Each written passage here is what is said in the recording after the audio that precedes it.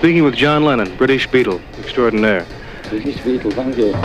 Your tour here in Los Angeles is drawing to a close. I wonder if you have any particular comments to make about your visit to Los Angeles, John? Well, it's been great and thrilling, and we saw a couple of film stars, which we wanted to do, It's just great, and the bowl was marvelous. What did you think about the audience and the way most of the people, there were more than 17,000 persons in the Hollywood Bowl, and of course not all of them teenagers, but for the most part they were young adults and your fans. I wonder if you'd care to comment on the way they conducted themselves the night of your performance. Well, it was so good. It was almost too well behaved, They were very good, weren't they? I've never seen a crowd so big, so well behaved. Really, somebody did a great job. Have you had a chance to listen to America's commercial radio at all since you've been here in Los Angeles? We do nothing else all day. We have a sort of transistor thing each, and we just have them all on at various heights. On whichever record we like, we just turn that one up. What exactly do you think of our commercial radio as opposed to the type of radio that you're accustomed to in England? Well, it's great, but they've just started a couple in Britain now, pirate ships they call them, off the British coast. Similar, only, in a sort of more modified British way. But you get good records all day, which you never got before. But I love it.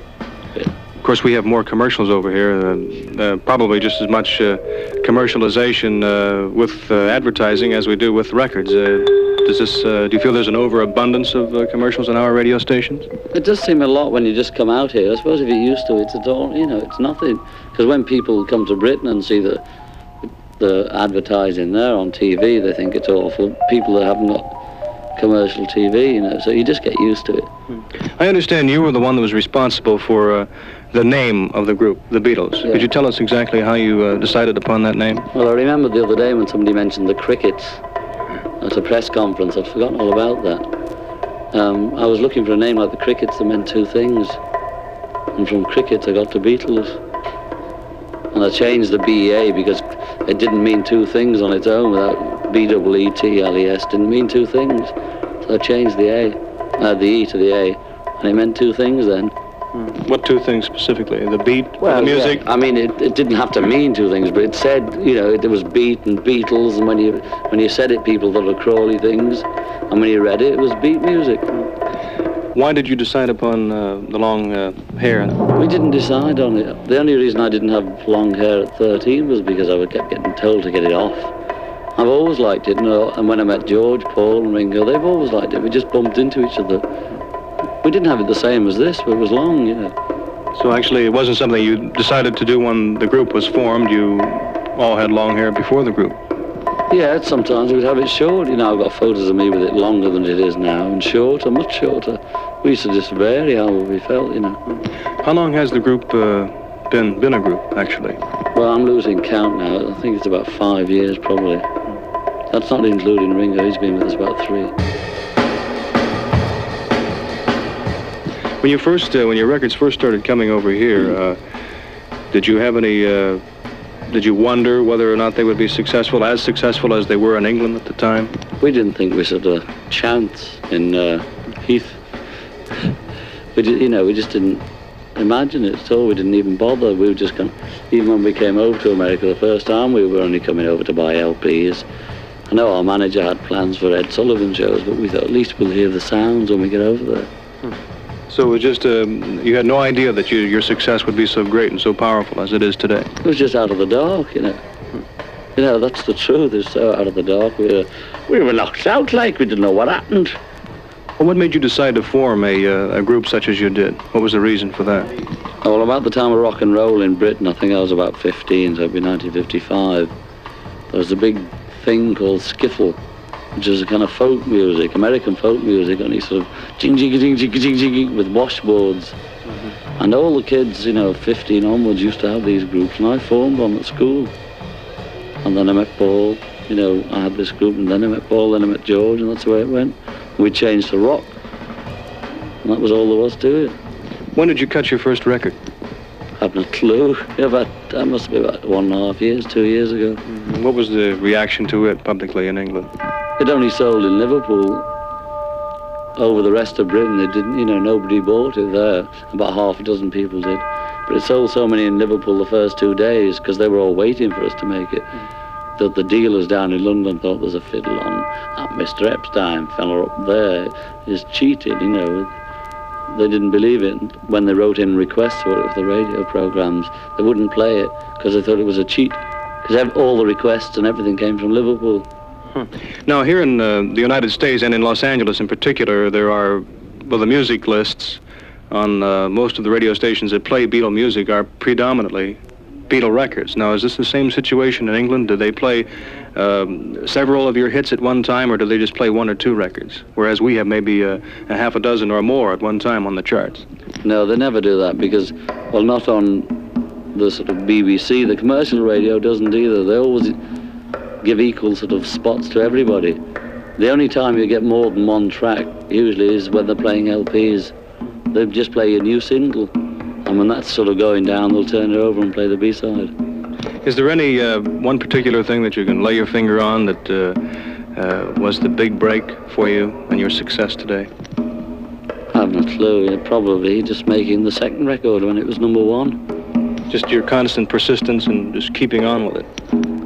I don't know. We didn't even think of it like that. We just thought we were making another record, and it was better than the first one. Let's see what it does, And when it was #1, we thought it was the end of the world. That was it. I understand the crowds in England that turn out to see you are not quite on the large scale that they are here in the so many thousands. Like in Vancouver, you had something like more than 20,000 in a football stadium, and here in the Hollywood Bowl, you had 17,000. How does this compare with the turnout in the British Isles?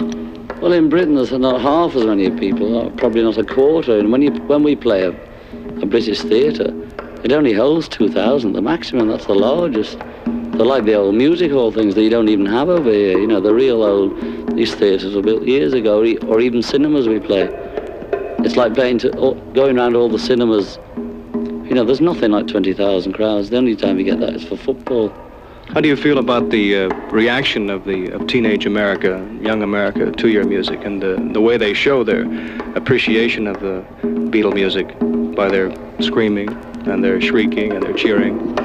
Oh, well, especially when you're performing. This is what I mean. You can hardly. The predominant sound, of course, is the enthusiasm from the audience. Yeah. Well, I mean, we played for about 4 or 5 years, being completely heard. And it was good fun, and it's just as good fun to play being not heard and being more popular. They pay the money. If they want to scream, we scream. Literally, we're just screaming at their money with guitars. Everybody's screaming, there's no harm in it. Getting back to the Hollywood Bowl, I was the chap that drove the car out of the bowl for the other night. I wonder if you... Best of luck to you. It was kind of a short ride. The whole thing actually took less than 5 minutes. It really went off so beautifully. I was really surprised. Well, that was because it was organised by our road manager, Neil, instead of 99 other people, including police officers, record company people, promoters, which is what normally happens. About 19 people arrange. I give in. It seems as though the element of surprise is the most important thing as far as getting you safely out of your performance area. Yeah, but we've just got fed up thinking about getting away. Somebody does that for us. If they don't get us away, all right, we sleep the night somewhere. It's never happened, but there's no need worrying. It's not going to kill us, is it? Unless they get us, mind you. Have you ever been physically mobbed and in a situation where that you actually feared for your safety and your personal welfare? Once in New Zealand, it was a bit rough. I thought, definitely, a big clump of my hair had gone. I don't mean just a bit. I was halfway on the ground. I thought, hello. Must be just like a red, when you get crushed. Because they put about 3 policemen on for 3,000 or 4,000 kids. And they refused to put any more on. We've had all sorts over here, We've seen them all. And they had seen them all as we crushed to the ground. But apart from that, it was all right. That was it. I know that the success of the Beatles will probably continue for a long time, but what do you plan for the future? I realize this is your career right now, but do you have any particular specialization that you care to make, like writing for motion pictures or just continuing to write music, or what exactly? I don't know. I could just get asked this all the time, every day, and I wish I could think of just a straight answer, like I want to be a man who walks with his left leg in the gutter. I can't. I wouldn't mind writing songs. I wouldn't mind just singing you know, to a limited audience. See, my voice might improve when I get older. They do, you know. Or I wouldn't mind just writing books. When did you write your first book? Over a period of years, you know, most of it was written last year. Do you plan another one in the very near future? Yeah, I plan the more the merrier. If people like it as much as I do, I'll bring out millions, you know. You just write because you enjoy it, not because you had any particular idea that the books would be popular or catch on, did you? No, I was writing it before I was a Beatle. I was doing that stuff. Not exactly the same, but similar kind of stuff, you know. I always sort of fancied making a book out of it. I didn't think anybody ever would. I thought, you know, if I showed it to anybody, they'd just say, go away, son, you know, go back to school. But they didn't, that's surprising, that. What is your, specifically is your educational background in England? Junior school, grammar school, which I failed miserably, but great at art, folks.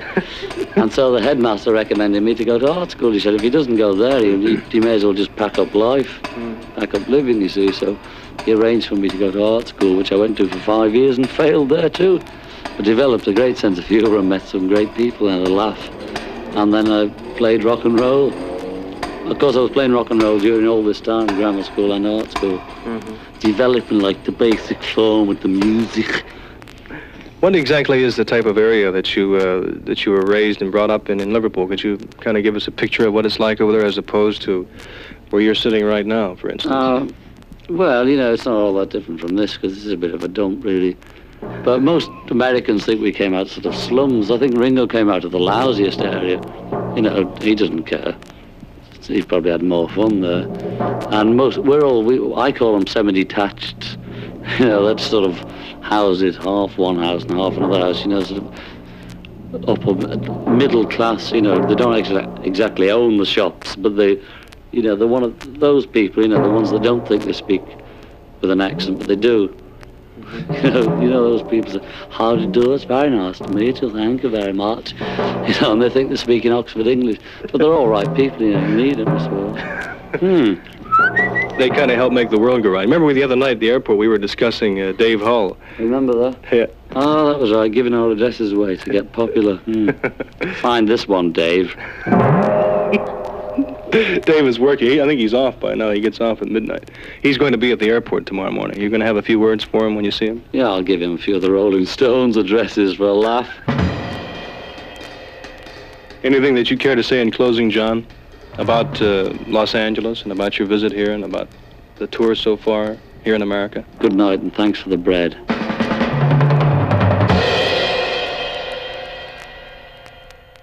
Ringo.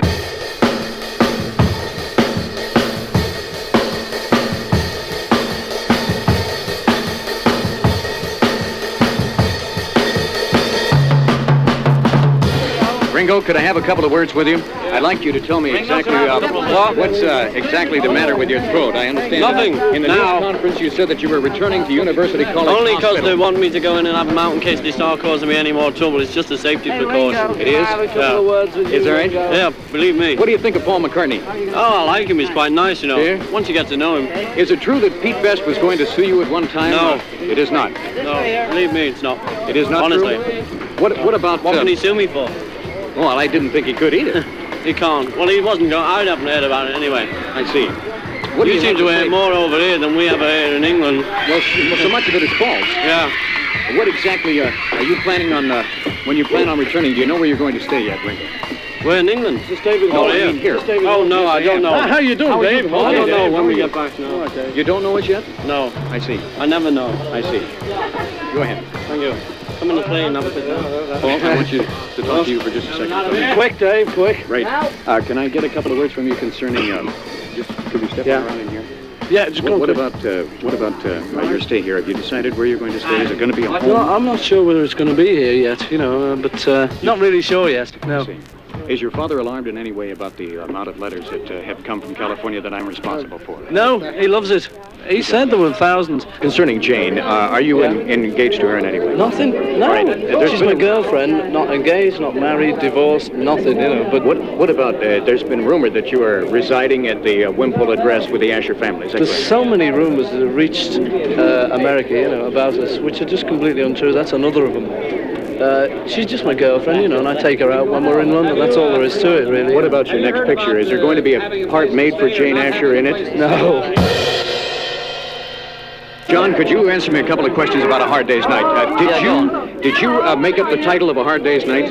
No, Ringo did. People sending me out. Was it Ringo that made it up? We can't go. Yeah, he said it They're going back accidentally. into public He did? health and What immigration. about In His Own Right? Which one of the stories is your favorite?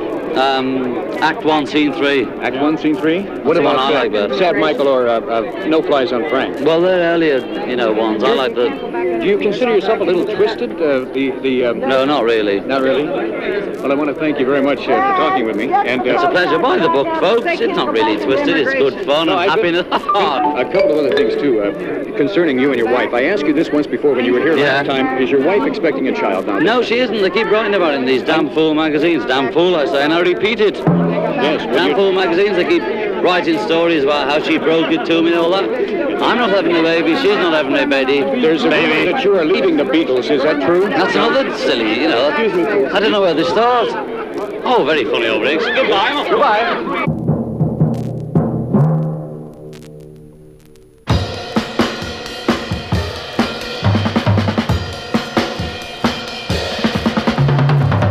George, I wonder if I could speak with you for just a moment. I'm Dave Hull. Hello. Yes, how are you? Shake hands. Thank you so much. Yes, I've had several conversations with your mother and father. Yeah, I as you know. believe you have, yes. Has your mother asked you any questions about the amount of letters that she's been receiving? She's been most kind, as you know, in answering them. Well, I do know that now, as I don't often get back to Liverpool. In fact, it's the same with most of us. And the times we do get back to Liverpool, we spend just seeing our families. You do get a chance to see your mother and father? Yeah, occasionally. Oh, yes. And if I can't go up there, they come down to see me wherever I am. Oh, they do get a chance to see you then? But my parents have been very good in answering letters. The best. And I know she said, my mother said that she's had a lot of letters. In fact, more letters from California around this area than any other place. I'm responsible for that, and I hope she's not upset in any way. No, but you know, she enjoys it, she likes it, and she likes all the kids who write to her, and you know, she appreciates it. A lot of kids have asked me about Patty Boyd, George. Are you engaged? No, not engaged, not married, and no plans of marriage.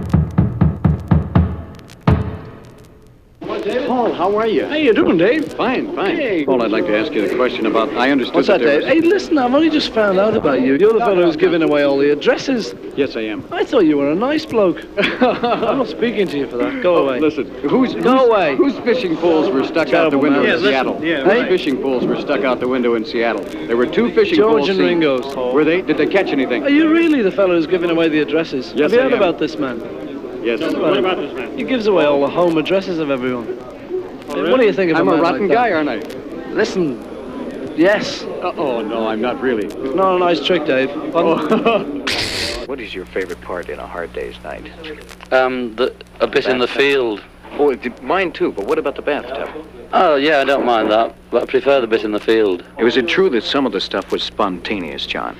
All the bit in the bathtub was. The idea wasn't. They just run it, and I just had to do whatever I thought of in the background.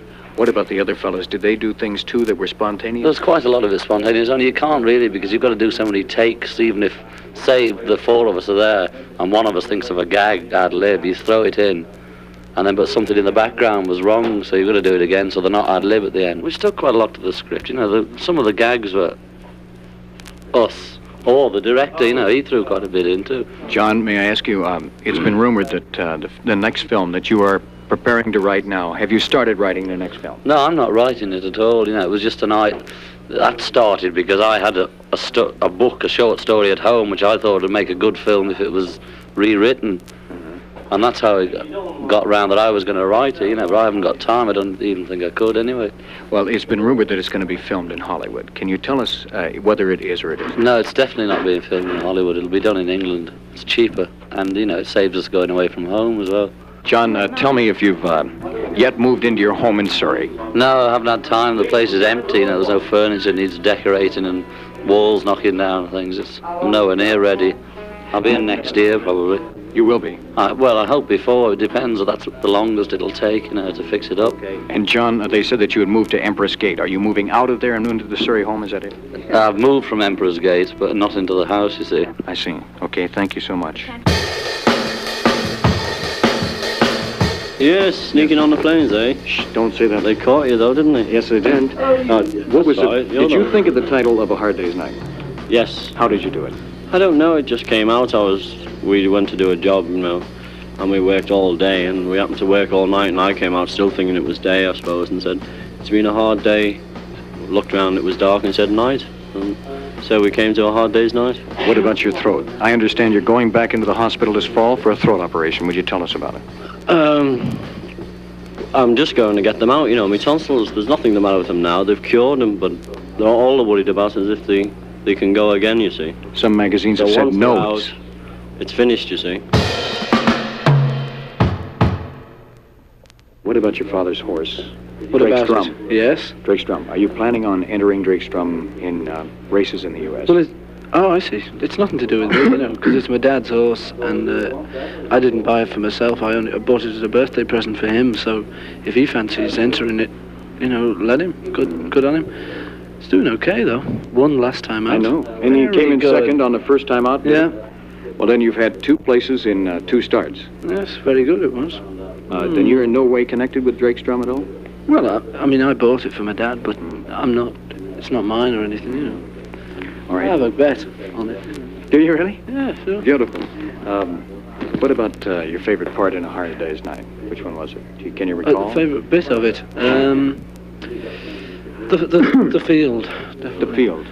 Yes. Very good. That's my favorite too. What Good. about any of the other parts? Can you think of the Ringo's bit was the bit I liked as well. You know, I like the field best, and then all Ringo stuff, and you know, with them playing Ringo's theme over it. This boy. Yeah. By the way, why did they choose This Boy to be Ringo's theme? Was it his favorite, Paul? Well, I think he likes it, you know, as a song, but it fitted in, you know. That was the main point, really. Ringo? Okay, thanks. All right. It's me again. It's you again, I know. Yes. You go again. What now? What? I wanted to ask you one question, a personal question about Maureen. Maureen. Yes. Maureen who? Cox. Oh, yes. Yes.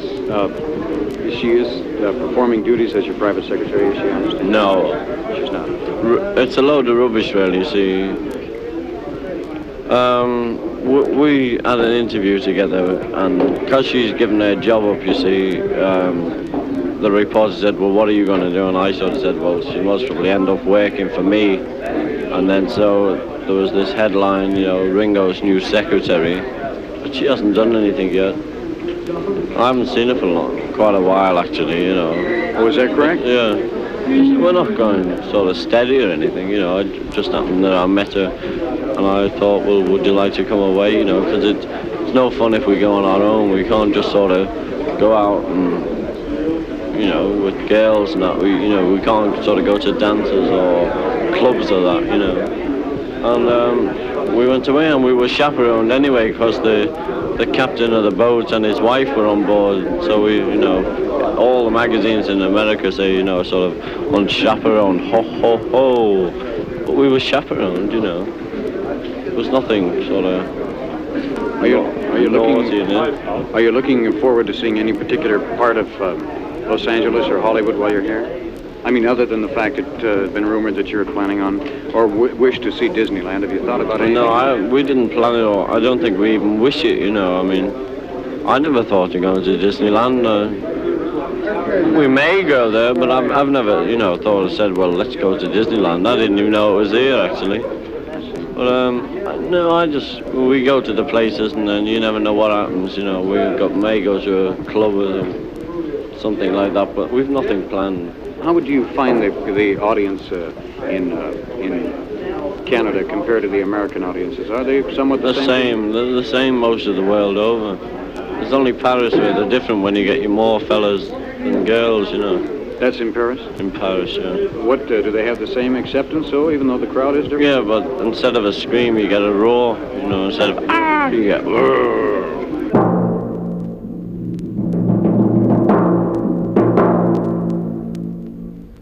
George, there's a couple of questions I'd like to ask you. Are the Beatles planning on visiting Disneyland? Do you know? Disneyland? Yes. Well, I don't think so.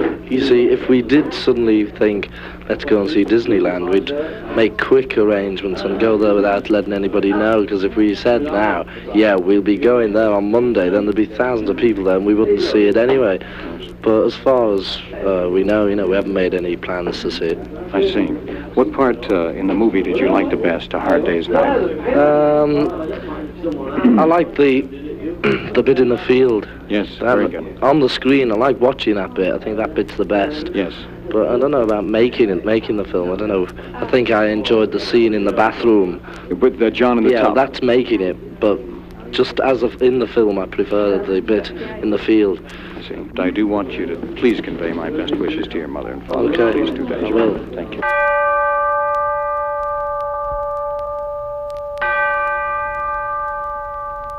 Ringo, before you leave. Aren't you coming with us? No, not this time. I Why? wanted you to say goodbye to the hundreds of thousands of people in Los Angeles. Well, goodbye, and we've had a great time. It's been fab being here. Great place you got here. Hope to come back.